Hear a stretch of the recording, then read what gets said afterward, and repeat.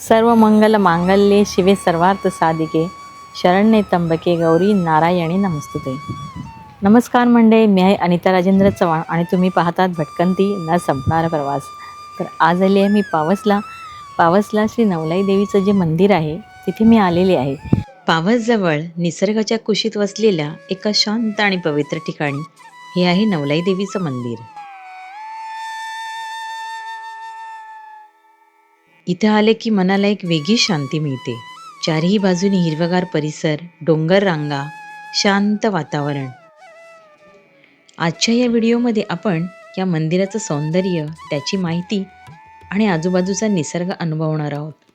चला तर मग सुरुवात करूया आपण आपल्या आजच्या व्हिडिओला. हे मंदिर रत्नागिरी जिल्ह्यातील पावसपासून अगदी जवळच आहे.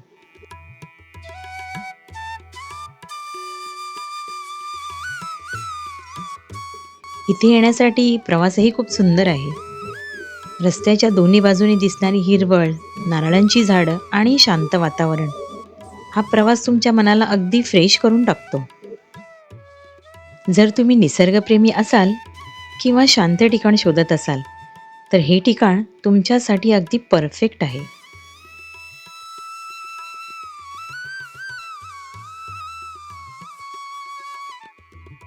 मंदिराचं बांधकाम पाहिलं तर ते खूप आकर्षक आणि पारंपरिक शैलीत केलेलं आहे. लाल रंगातील हे मंदिर दुरूनच लक्ष वेधून घेतं. त्याचं शिखर, प्रवेशद्वार आणि सभोवताची रचना खूपच सुंदर आहे. इथे आल्यावर एक वेगळीच ऊर्जा जाणवते आणि मंदिराच्या शांततेमध्ये तुम्हाला स्वतःशी जोडल्यासारखं वाटतं.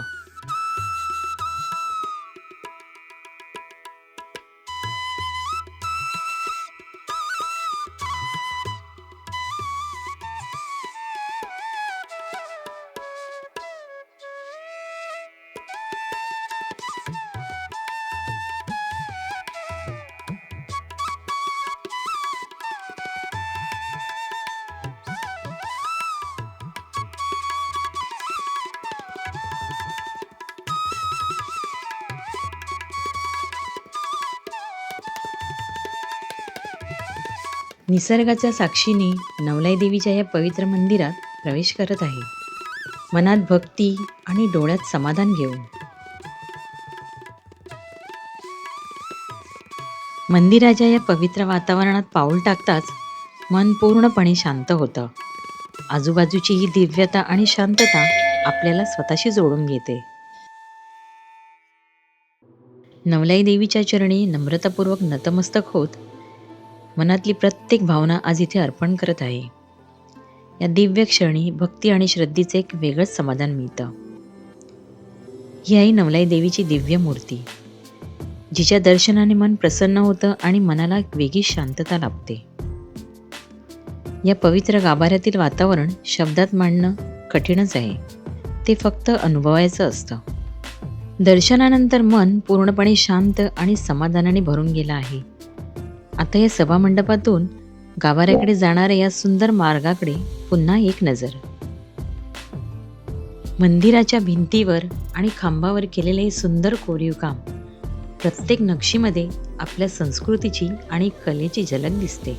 हे पारंपरिक लाकडी दरवाजे जणू काही इतिहासाच्या आणि श्रद्धेची कथा सांगत उभे आहेत. भाविकांसाठी केलेली ही साधी आणि शांत आसन व्यवस्था, इथे बसून काही क्षण घालवले की मन पूर्णपणे निवांत होतं.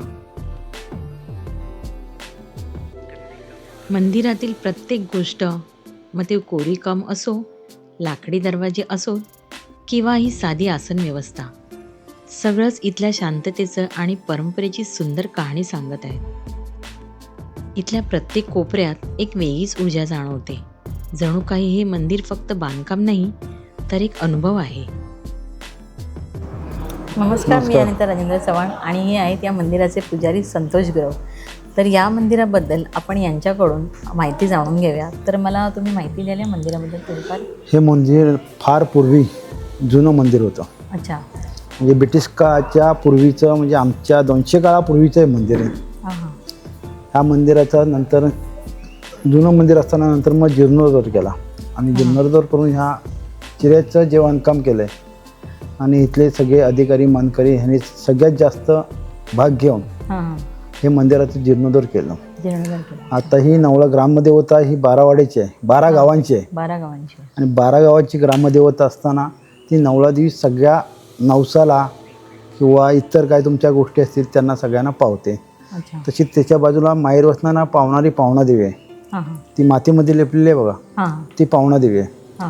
ती माहेर वसनीला पावते जास्त, म्हणून तिला लिपण घेतलं आहे. तर लिपण घेण्याचं कारण काय, तर इकडल्या माहेर वसनी मुली गेल्या की त्या पावणादीला हाक मारला नाही की सासऱ्याचं सासूचं असं काहीतरी वेगळं व्हायचं, मग पावसच्या मुली सपणार कशा, म्हणून तिला बंधनात ठेवलेलं आहे.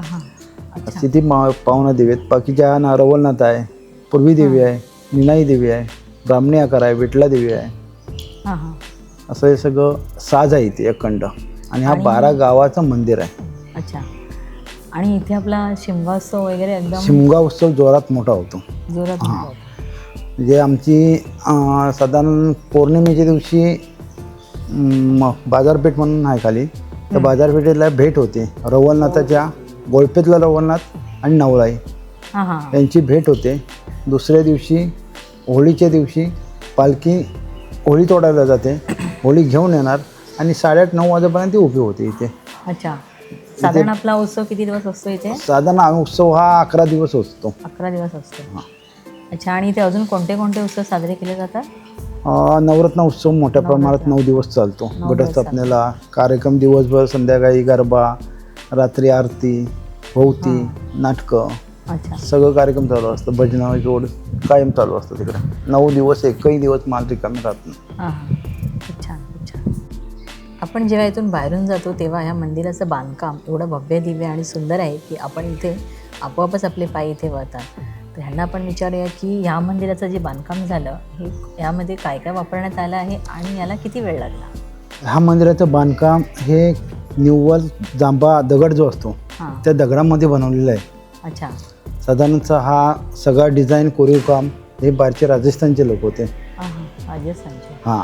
आमचे इथले अधिकारी मानकरी जे काय प्रशिष्ट लोक आहेत त्यांनी त्या कुठं कुठं मंदिरं आहेत तसतशी बघून जे मंदिरांच्या कामं झाले तसं बघून हे मंदिराचं काम केलेलं आहे. आणि हे जे दरवाजे ह्या मंदिराचं हे जे सगळं वरचं चिऱ्याबंदी पूर्ण काम आहे हे सगळं इथल्या लोकल जवळजवळ चिराखणी आहेत त्याने हा बराचसा दगड इथला दिलेला आहे. आणि त्यांच्याकडनं हा दगड घेऊन मग ते चिऱ्याचं बांधकाम केलेलं आहे. आणि हे दरवाजे तुम्ही म्हणताय हे लाकडी काम हे आमचे राजापुरातले एक कोतापूर म्हणून गाव आहे, तिथं एक मिस्त्री आहे, त्याने हे कोरीव काम सगळं लाकडी त्याने केलेलं आहे. खूप सुंदर आणि खूप छानच इथला गावातला स्थायिक माणूस आहे, असं त्यांनी ते बनवलेलं आहे सगळं मंदिर, त्याचं लाकडी काम.